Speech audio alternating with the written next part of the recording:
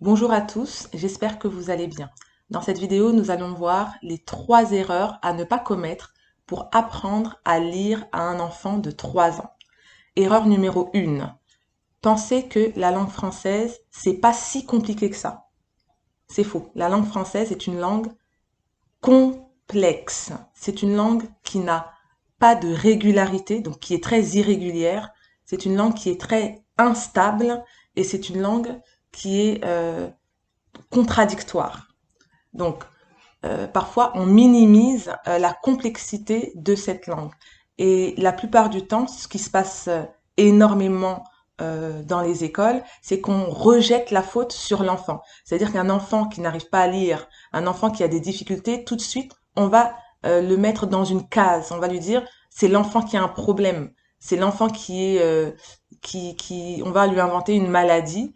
Et l'enfant lui-même, qui ne fait que de se de se, de se comprendre vis-à-vis du regard de l'adulte, va croire à cette case et va lui-même s'intégrer dans cette case. Donc ça, c'est l'erreur monumentale.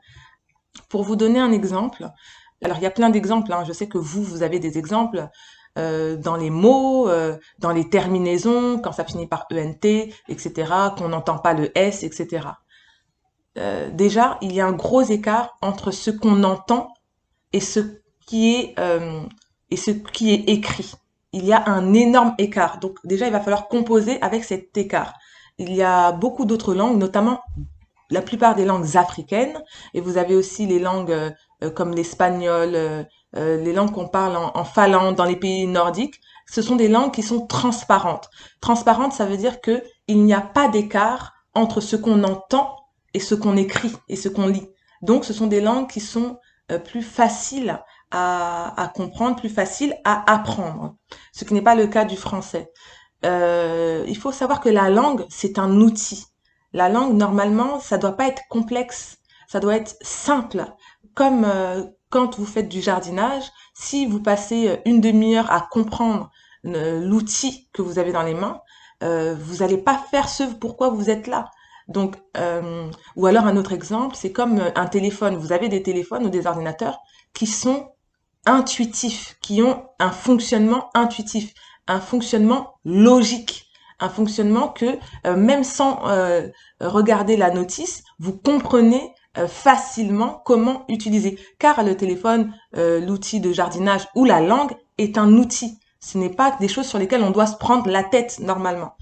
Euh, donc voilà, ça c'est la première chose à savoir. La langue c'est un outil, la langue française est un outil extrêmement complexe. Et surtout, ne dites pas à l'enfant que c'est lui, donc l'erreur à ne pas faire, de dire à l'enfant, la langue française, c'est faisable, c'est pas si compliqué que ça, mais c'est à lui de faire des efforts. Surtout, ne faites pas cette erreur.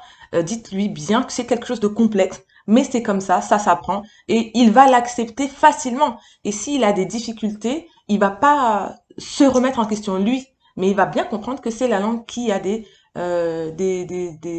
incohérences. Je vais passer à la deuxième erreur que souvent on fait. La deuxième erreur, c'est que nous sommes parfois impatients. Donc là, il va falloir faire euh, mener des actions. Il va falloir vous créer une routine. C'est-à-dire, vous allez enseigner à votre enfant de 3 ans en 5 minutes, hein, même quelques secondes, chaque jour, vous allez lui faire des exercices, des exercices, des exercices, qui ne sont même pas des exercices, mais qui sont des jeux. Vous allez lui faire des jeux, des jeux, des jeux chaque jour, ce qui va permettre à l'enfant d'accumuler. Vous savez, parfois, vous apprenez quelque chose à un enfant, mais ça va pas être accroché profondément dans sa mémoire tout de suite. Il va lui falloir peut-être une semaine, ensuite le temps, laissez le temps au temps. Le temps va passer, ensuite vous allez arrêter, ensuite vous allez reprendre et vous allez continuer comme ça. Une semaine va passer, 2 semaines, 3 semaines, et ensuite vous pourrez avoir les résultats. Mais n'attendez pas, ne soyez pas impatient, n'attendez pas d'avoir des résultats tout de suite, étape par étape, marche par marche. D'abord, on va lui apprendre le son des lettres. Ensuite, on va lui apprendre à reconnaître les lettres. Ensuite, on va lui apprendre à associer les lettres, les différents sons. Et petit à petit, il y aura des résultats. Donc ça, c'était l'erreur numéro 2. Ne soyez pas impatient. L'erreur numéro 3 que nous commettons parfois, c'est de forcer l'enfant. C'est pour son bien. Il va avoir des facilités dans l'école. Donc, on va prendre l'enfant, on va le forcer, même s'il n'a pas envie, il n'est pas disponible, il n'est pas disposé, on va le forcer. Allez, tiens, on fait ça, on fait ça. C'est une erreur fondamentale. Pourquoi? Parce qu'il faut absolument, n'oubliez pas, hein, notre objectif, c'est de transmettre l'amour de la lecture à l'enfant. Donc, il faut absolument qu'il y ait le plaisir. Le plaisir est fondamental. Parce que, en fait, tout le temps que vous allez passer à enseigner à votre enfant, à lui transmettre, à lui faire, à l'initier à comprendre le code alphabétique, ensuite, il sera autonome. Votre enfant sera autonome. C'est-à-dire qu'à un moment donné, on voudra qu'il le fasse par lui-même. Et pour qu'il puisse le faire par lui-même, il faut qu'il ait des souvenirs de plaisir, de jeu, que pour lui, ça corresponde vraiment, lecture égale jeu. Donc, il faut pas qu'il sente que maman elle s'est énervée, la grande sœur elle s'est mise en colère. Non, il faut pas qu'il ait des souvenirs comme ça. Si ça vous arrive une fois ou deux, il y a pas de souci. Mais la majorité du temps, il faut que ce soit du plaisir, il faut que ce soit du bonheur. Si vous-même vous sentez que vous n'êtes pas disponible, ne faites rien. Et si vous voulez même faire 40 secondes, vous n'êtes pas obligé de faire une minute, hein. Même 40 secondes, euh, on cherche un mot qui commence par un A. Ah, avion. Je cherche un mot qui commence par un B. Ah, banane. Je cherche un mot qui... C'est fini. Vous faites 3 mots. Vous passez au lendemain, hein. On n'est pas obligé de faire même une minute. Mais le plus important, c'est la répétition et le plaisir. L'enfant, il doit même vous dire, faut même arrêter avant que l'enfant, il ait envie d'arrêter. Parce qu'il va dire, ah non, maman, j'ai encore envie, encore, encore. Ah, mais là, mon chéri, on va passer à autre chose. On va reprendre demain. Ah. Et puis quand demain, vous allez revenir, oui, super. L'enfant, il sera super. Donc, ne forcez pas l'enfant, ne vous forcez pas à le faire.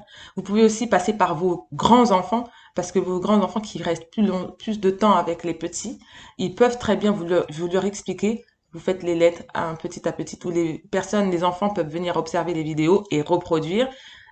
Et comme ça va se faire de manière, avec du plaisir, avec de l'amour et avec des souvenirs positifs. Donc pour aujourd'hui, donc je récapitule. Un, ne faites jamais croire à votre enfant que le français n'est pas si compliqué que ça. Erreur numéro 2, ne soyez pas impatient d'avoir les résultats tout de suite. Il faut juste faire. Les résultats vont venir par eux-mêmes.